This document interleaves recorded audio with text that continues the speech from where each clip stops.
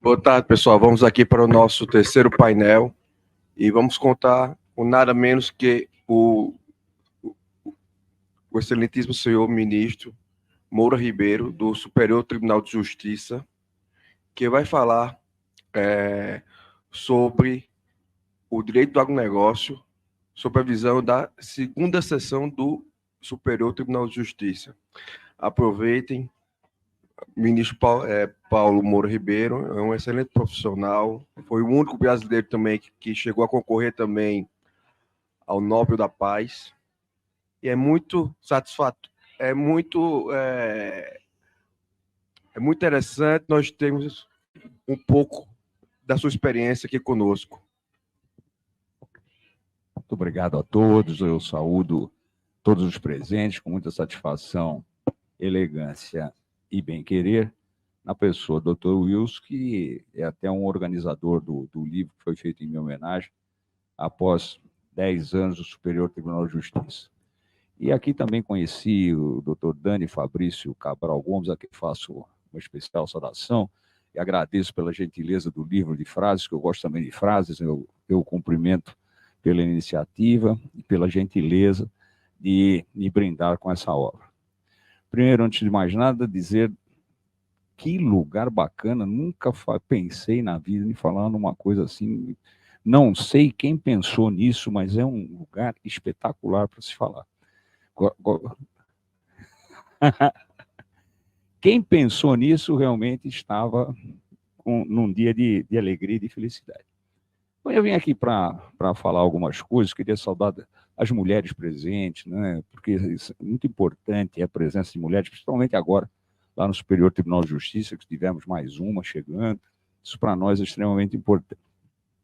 Eu tenho mais de 40 anos de magistratura, portanto, nada mais me assusta em termos de justiça nesses anos. E mais de 10 no Superior Tribunal de Justiça. Eu vim aqui para trocar algumas ideias e chegar a alguns comentários a respeito do que a segunda sessão do Superior Tribunal de Justiça tem feito a respeito de recuperação judicial, tem pensado muito no que se deve tratar o capital, principalmente o bom capital. Começo lembrando um pouquinho de Bobbio, né? Norberto Bobbio, todos sabemos, nos anos 60, se destacou com grandeza imensa no mundo do direito, na filosofia do direito. Norberto Bobbio, naquele livro que eu recomendo, é um livro espetacular de ler, dá para até ler na cama e não dá sono, A Era dos Direitos. Norberto Bobbio, indagado, fizeram 3 perguntas a Norberto Bobbio, que consta desse livro. São três perguntas fundamentais para todos nós. Nós que estamos vivendo momentos, parece incrível, não foi mais de 60 anos, ele foi indagado sobre exatamente 3 perguntas que fizeram por ele, que são as 3 perguntas da absoluta atualidade nossa. As indagações foram as seguintes: se diante do aumento incontrolado da população, uma verdade, o aumento incontrolado da degradação do meio ambiente, uma tristeza, que estamos vivendo, tristemente, olhando para tudo isso, apesar de todos os tratados internacionais, nós estamos vivendo essa degradação do meio ambiente. A COP28 é testemunha para todos nós disso. E nós precisamos lutar sistematicamente no meio ambiente, principalmente para quem trabalha com agronegócio. E diante do aumento incontrolado e insensato dos armamentos, e nós estamos vivendo isso, lamentavelmente, até aqui na América do Sul, há uns arremedos de ameaças absolutamente inimagináveis aqui na nossa região e no mundo todo, essas 2 guerras imensas que estamos vendo, assistindo, e que o triste é que a gente até vai se acostumando. Antes tinha muito mais notícias a respeito e nós vamos nos acostumando de tal modo que nem sequer nos damos conta da tristeza que as pessoas estão passando nesse mundo, e apesar de todos os tratados que nós temos a respeito de paz. Isso sem pensar, que a gente não precisa nem pensar em Leão XIII, na Rerum Novarum, que ele foi importante para todos nós, o quanto a igreja foi importante para todos nós, ao estabelecer a ideia de que somos todos irmãos e que irmãos não brigam. Mas diante dessas 3 perguntas cruciais feitas a Bobbio, ele responde positivamente. E ele responde positivamente baseado numa coisa muito simples. Ele fala, depois de todos os tratados de direitos do homem, que eles chamam de direitos do homem naquela ocasião, depois de todos os tratados que nós temos, direitos dos homens, que se vieram para nós e se estabeleceram com toda a riqueza naquilo que nós chamamos os direitos fundamentais das constituições democráticas do mundo civilizado. E que não vieram do nada, na verdade, começaram com os direitos da personalidade dos gregos, que foram extremamente polidos e muito bem polidos pelos romanos. Ele responde positivamente, sim, há sim a possibilidade de nós estarmos num mundo melhor com fé, porque todos nós, no mundo democrático, no mundo do direito, nós temos essa possibilidade de termos uma Constituição que nós julguemos boa. E nós estamos com uma de 35 anos, uma jovem senhora, 35 anos, que há todos os trancos e barrancos e todas as espetadas que ela, coitada, recebe, ela continua firme e fora dela não há a mais mínima solução. Por falar em agronegócio e Constituição, nós podemos deixar muito, mas muito bem assentado que o nosso país, em todas as letras, ele se destaca exatamente pela ideia maior de um capitalismo. E ninguém tem a mais mínima dúvida a respeito do capital que vem do agronegócio. O preâmbulo da nossa Constituição fala com extrema clareza que nós estamos diante de uma sociedade fraterna. Há quem diga que o preâmbulo da Constituição não é norma constitucional. Eu digo com o coração muito alarga que é, sim, norma constitucional, porque todos os preceitos do preâmbulo se espalham por toda a nossa Constituição.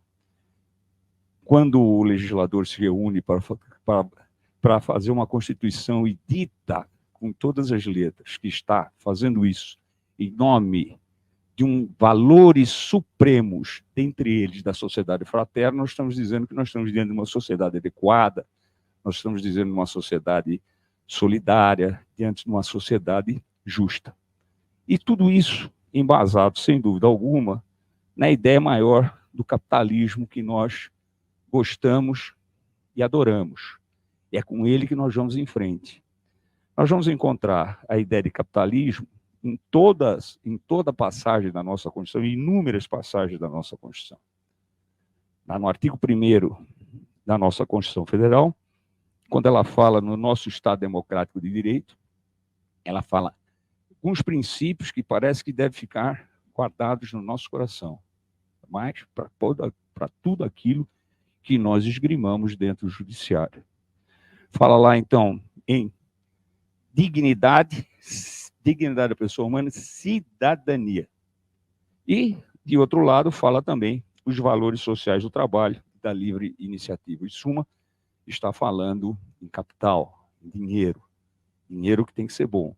Dignidade, que é o vetor maior de todos nós e que muitos nos preocupamos com isso no Superior Tribunal de Justiça, e também com cidadania, não com a ideia de votar, ser votado. Cidadania é a ideia de conquista, sempre, sistematicamente, a ideia de conquista. É a ideia de que eu tenho direito a ter direitos, segundo a frase de Hannah Arendt. E se eu ainda não acredito nisso, eu vou para o artigo 3º da nossa Constituição Federal, que ao falar para nós quais são os fundamentos da nossa República Federativa, ela vai dizer que precisa construir uma sociedade justa e livre, garantir o desenvolvimento social, grana, e erradicar a pobreza e a marginalização, dinheiro, na opção de dinheiro. E ainda mais que isso, promover o bem-estar de todos, sem o princípio da igualdade. Três momentos, desde o preâmbulo, no artigo 1º e no artigo 3º da nossa Constituição, nós estamos falando em capital. Mas que diacho de capital é esse que nós queremos tanto aplaudir e gostamos dele? Esse capital, para mim, é um capital que precisa ter cheiro bom. É um capital que precisa ter perfume. É um capital que precisa ter alma. E se eu achar que isso ainda não está bom, eu vou para o 170 da nossa Constituição Federal, quando trata da ordem econômica e financeira do país, ali no 170 é todo um vetor ligado para três caminhos fundamentais para todos nós, principalmente para aqueles que têm atividade produtiva, que geram capital. Diz o 170 da Constituição Federal que nós temos lá 9 princípios embasadores da nossa ordem econômica e social. São os incisos 1º a 9º do artigo 170 da nossa Constituição Federal. E ali não bastasse, nós temos 2 fundamentos básicos, que estão lá no caput da nossa Constituição Federal: a valorização do trabalho e a livre iniciativa, capital. E tem um fim, mas muito nítido, desse artigo 170 que nós estamos aqui a debulhar, que ele fala lá: esse fim é assegurar a todos uma existência digna conforme os ditames da justiça social. Mas é muito nítido isso, né? Tudo isso numa harmonia só, numa constante só, que nós precisamos observar sempre. Mas eu posso dizer que ainda não estou contente com isso. E aí, se eu não estou contente com isso, eu vou para um outro artigo da Constituição Federal, que é o artigo que cuida da ciência e tecnologia, e diz aquilo que nós gostamos de apreciar sistematicamente. Onde a gente vai, onde a gente vê dinheiro, a gente fala em mercado. Está lá no 219 da nossa Constituição, que o mercado interno integra o patrimônio nacional e será incentivado de modo a viabilizar o desenvolvimento, grana, cultural e socioeconômico e o bem-estar da população. Tudo isso, então, cercado, sem dúvida alguma, por aquilo que nós compreendemos como sendo a ideia maior dessa vontade de ser enaltecido o capital com alma. Bom, é interessante notar que nós estamos falando de 1988. Em 92, a cúpula da ONU se junta no Brasil para Rio 92 e deita regras, todas elas já encontradas na nossa Constituição Federal, todas, sem dúvida alguma, todas estão lá. Dentre elas, uma que eu destaco, o item 12 da Rio 92, os estados devem cooperar para promover um sistema econômico internacional favorável e aberto que liberará o crescimento econômico e desenvolvimento de todos os países. Dinheiro, nós já estamos em 88, fala isso em 92. E agora, muito mais recentemente, na ONU, em 2015, no encontro da ONU, se fala a respeito dos Objetivos de Desenvolvimento Sustentável, que nós também aplaudimos. Nós estamos vendo isso se repetir, bater na mesma tecla daquilo que nós idealizamos na nossa Constituição Federal. E ali tem uma passagem espetacular, eu estou vendo mulheres do agronegócio aqui, tem uma passagem lá que me parece espetacular. E essa passagem espetacular fala lá que alcançar a igualdade de gênero e empoderar todas as mulheres e meninas. Espetacular esse ensinamento dessa ODS que a ONU em 2015 lançou aqui para nós no Brasil. Mas vejam, tudo isso, nós já temos esse arcabouço todinho, eu insisto nisso, nós já estamos com isso tudo pronto e montado. E o que o STJ tem feito para todos nós em termos de trabalhar com esses vetores maiores para a alegria de todos nós, né? Nós que mexemos com o direito, eu que mexo com o direito há tantos anos, e aqui eu lembro, não posso deixar de lembrar papai, que eu vim de uma família de médicos lá em Santos, meu bisavô sai do Piauí para estudar medicina no Rio de Janeiro, o filho dele, meu avô, também médico, o filho do meu avô, meu tio, também médico, meu irmão médico. E um belo dia eu pergunto para o papai, eu estava já chegando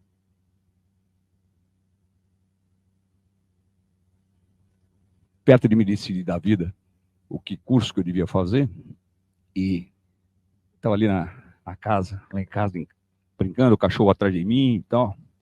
Eu falo, papai, o que eu vou fazer? Para que lado eu vou? Papai responde assim para mim, por uma surpresa absurda para mim. Você vai fazer direito. estava certo que ele vai fazer medicina. E aí acho que foi o primeiro encontro na minha vida que eu tive com o meu Santo Antônio. Ele deve ter pegado na minha mão e eu respondi para papai: bem, pai, já que eu tenho que fazer direito, eu quero ser juiz. Da onde saiu isso da minha boca? Juro por Deus que até hoje eu mesmo duvido de mim, mas eu procuro honrar aquilo que fiz com os ensinamentos que meu pai me deu. Bom, em suma, o que o STJ tem feito a esse respeito? Aqui eu faço uma homenagem muito particular a Paulo de Tarso Vieira São Severino, com quem trabalhei 9 anos, num ambiente mais cordial é impossível. Mais amistoso, mais generoso, mais gentil é absolutamente impossível. Tanto que, quando eu estava para ser indicado, nós estávamos em Coimbra, num seminário que já tem mais de 28 anos, esse seminário, e Paulo de Tarso Severino estava com o telefone celular na mão, esperando a assinatura da minha nomeação. E estava lá falando um professor português e tal, todo mundo quieto, eu numa ansiedade que sabia mais para que lado eu ia. Estava minha filha, meu filho. Daqui a pouco o Paulo de Tarso Severino faz assim para mim. Aquilo deu uma gelada, mas um momento de alegria impressionante. Eu saí, levantei, beijei meu filho e minha filha. Acho que todo mundo ali percebeu, né, o que estava acontecendo. E desde então, quando cheguei aqui, procuro realmente honrar, sempre procurei honrar aquilo que aprendi com meu pai, porque estive no TJão durante muitos anos, 10 anos da minha vida, passei no TJão, onde eu me forjei. Ali eu aprendi a admirar pessoas espetaculares, desembargadores que não saem da minha mente e do meu coração. Em suma, Paulo, conta aí o que que é que o STJ está fazendo a respeito do agronegócio. Há pouco, muito pouco, nós estávamos falando aqui a respeito de célula do produtor de produto rural. E nós tivemos um caso, para mim, muito interessante, foi da relatoria da ministra Nancy Andrighi, e ali se discutia, escuta, precisa trazer o título para os autos. Deixa eu pensar, se é eletrônico, como é que vai trazer o título para os autos? Não, precisa saber se circulou. Ué, deixa embargar primeiro, para um pouco, né?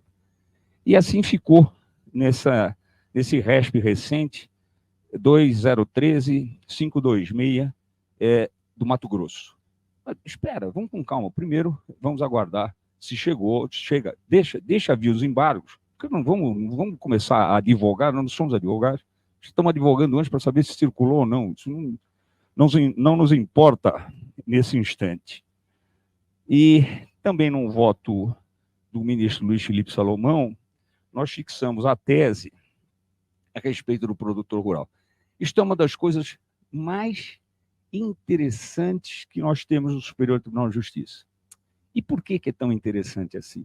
Paulo de Tarso Vieira São Severino vira para mim um dia e fala: você, Paulo, meu xará, vai fazer parte do núcleo de gerenciamento dos repetitivos. Eu falei: com isso.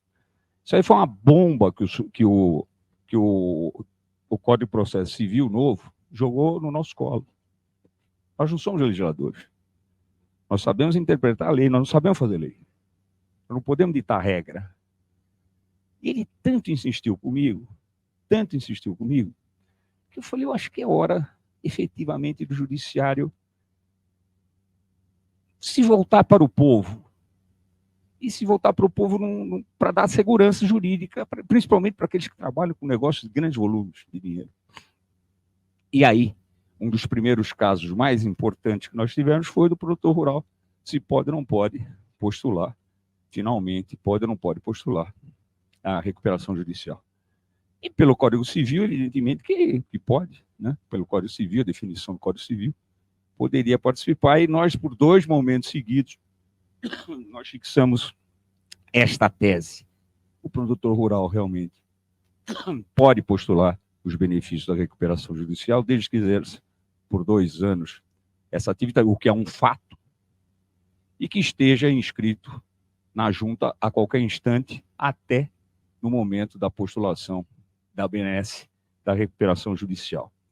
que tem lá grandes vantagens, sem dúvida alguma, né? A recuperação judicial tem coisas espetaculares.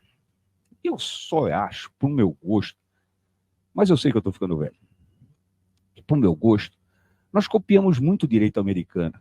E para o direito americano, cá entre nós, não tem piedade, não. É papo e vai para a rua e abre falência.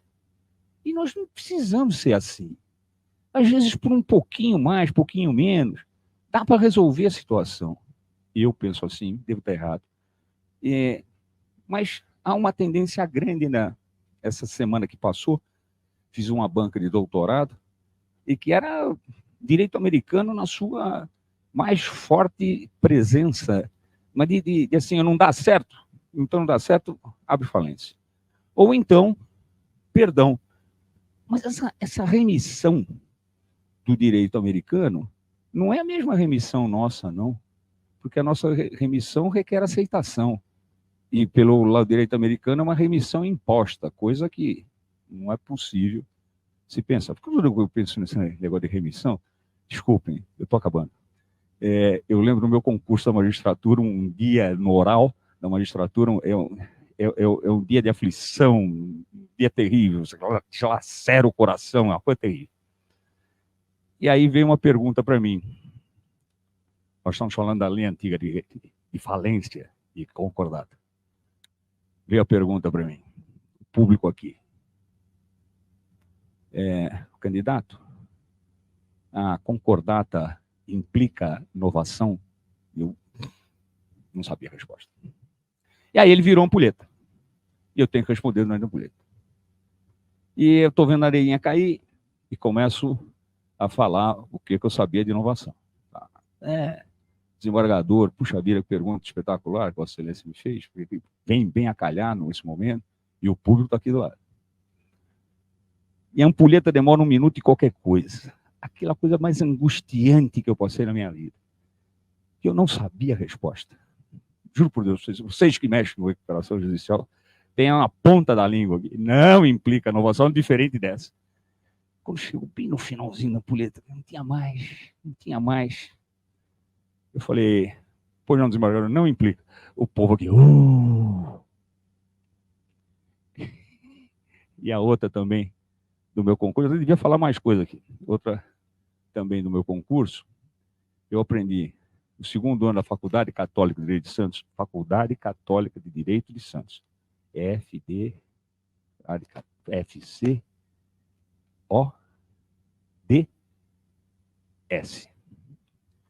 Com o meu estimadíssimo professor, com quem trabalhei a vida toda, e como todo bom advogado rico que fica, logo que aí pelo 5º Constitucional para a magistratura. E foi uma graça ele ter vindo para a magistratura pelo nosso 5º Constitucional. Eu era juiz de direito e juiz eleitoral na comarca de Santo André, da Zona Mãe, e felizmente eu pude ajudá-lo nessa brilhante carreira. E era para pegar, né? Mas o meu Santo Antônio está comigo. E assim, o presidente da mesa, o presidente da banca não pergunta nada para ninguém, nada. Mas se ele perguntar, ele vai te fritar. Está todo mundo contente? Precisa mais alguma coisa? Não? Não? Ah, tá bom. Eu já estou achando que eu ia levantar e falar, peraí, eu tenho uma pergunta para o senhor. Pois não, desembargador. Eu estou vendo aqui nas suas anotações aqui, da sua ficha, o senhor trabalha com direito marítimo. Sim. O senhor mexe com o Código Civil? Muito pouco, desembargador. São leis específicas, não se mexe muito. Ele fala assim, mas eu tenho uma pergunta para o senhor. Diga, desembargador. Ele vai me enfrentar. Eu cheguei aqui, ele vai me enfrentar. Eu queria que o senhor me dissesse, já que o senhor pode me dizer, quais são os livros do Código Civil de 16. Eu abri uma boca para ele assim, sorriso, maravilhoso para ele. Desembargador, e ele virou ampulheta. Eu vou gastar essa ampulheta todinha.